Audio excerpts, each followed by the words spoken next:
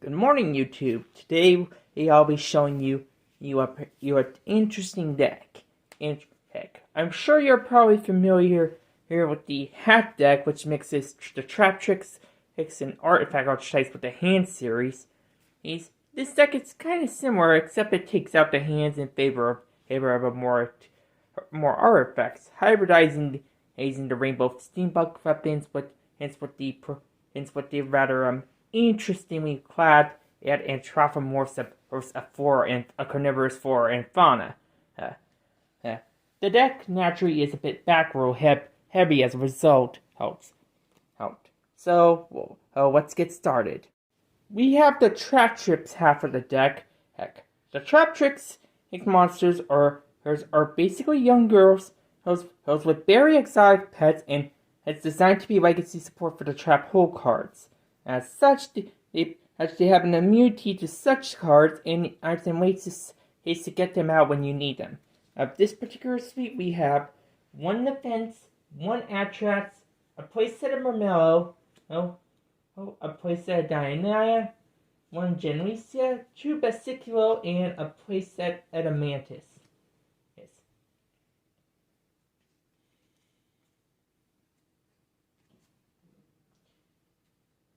As for the holes themselves, we got one Network, one Gravediggers, one Nightmare, one Floodgate, and one Bottomless. I'm also running one copy of Traptrix because it's more for flavor reasons, and it does have some synergy, particularly with one other card that we'll be getting into later. Here.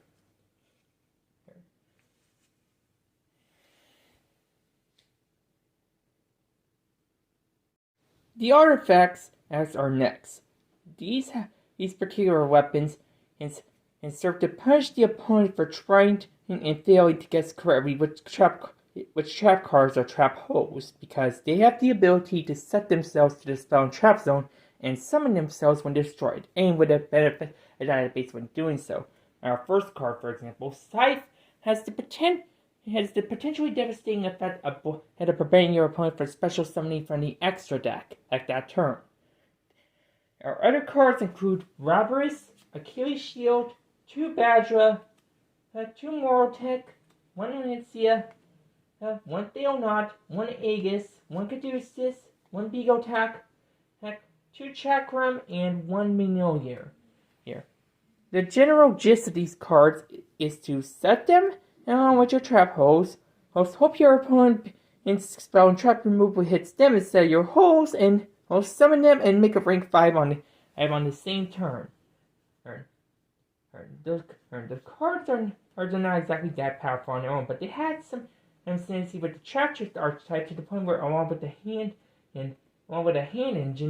engine in this particular deck became a meta contender. Of course, to be fair, that was before pendulums entered the scene, and more devastatingly, the dual terminal free decks. Anyway, the artifacts have their own back row, of which we run Free Sanctum, and one Unleash and Free Ignition. Sanctum in particular is a vital card for the Scythe play. As you can search it with Traptrix, set it, and then it can get you your Scythe easily, along with any other artifacts you might need. For the rest of the deck, we have one Double Cyclone and 3 Parallel Exceed. This particular check choice enables rank 4 plays pretty easily, which is going to be important since one of our key monsters is a rank 4 monster. Going into the extra deck, we first have to talk about the archetypal cards. As there are 2 archetypes, there are just several archetypal monsters. Starting with the Traptrix, we have 2 copies of Sarah, 2 copies of Aquaria. I would have ran a free run ratio if I had 3 of Sarah, 1 copy of Raffresia, and 3 copies of Aromaris.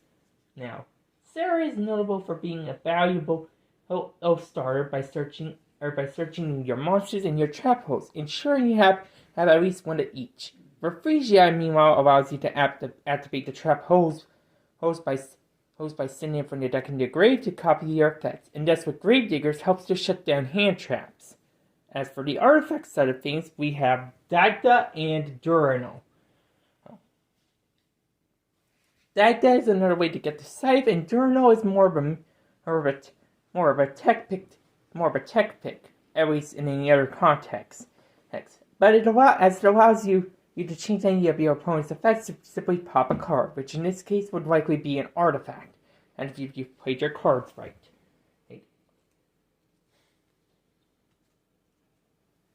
By all accounts, the deck, for Frisia ensures you can stop hand traps, and Sarah ensures that you can get your plays going rather easily. As for our rest of the monsters, we have Tornado Dragon, Constellar Pleiades, Drill Driver Bespinato, and 2 Chronomany monsters, Machu-Mech and Bimana. Machu-Mech serves as basically a game ender, while Bimana serves as a generic source of negation for if you get your artifact, for any event you get your artifacts out turn 1, which I think it shouldn't be that difficult because given some of my picks. Of course, there are more tech options than anything. Tornado Dragon helps to destroy one of your traps or one of your artifacts or one of your opponent cards. Bespinato can be ranked up by a rank 4 monster if I recall correctly, which can't be your Traptrix monsters, and Pleiades is summoned exclusively by monsters that the artifacts have the parameters for, or namely level 5 white monsters. Yeah. For the side deck we run 2 Lancia, 2 Gravediggers. There's 2 Giant Trap Holes, 1 Nightmare.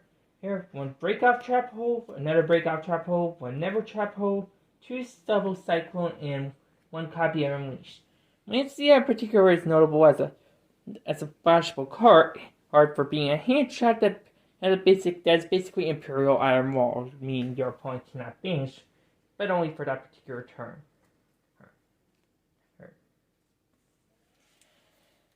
So that's pretty much it for the deck. I hope to see you soon.